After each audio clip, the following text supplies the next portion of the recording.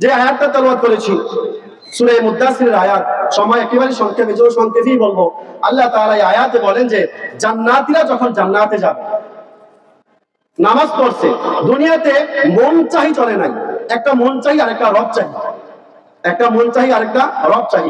রব চাই জিন্দেগি একটু আগে আজান হয়েছে, নামাজ পড়ছে, মন চাই আজান হয়েছে, উনি দোকানেই বসে দিয়েছে। রবচাহি জীবন যাপন করেছে, নিজের ইচ্ছা মতো করে নাই।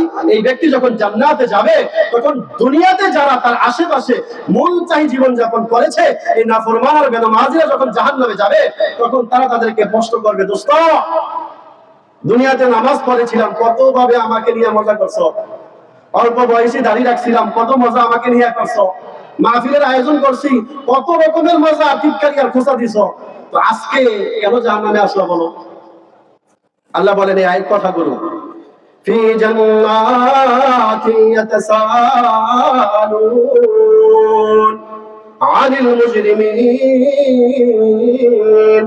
আল্লাহ বললেন দুনিয়াতে যারা রবচাহি জীবন যাপন করবে, এরা যখন জান্নাতে যাবে, আনিল মুজরিমিন, তারা বেনামাজি আর নাফরমানদের ব্যাপারে, জাহান্নামীদের ব্যাপারে প্রশ্ন করবে, মা সালাকাকুম ফি সাকার, তোমরা কেন জাহান্নামে আসলা?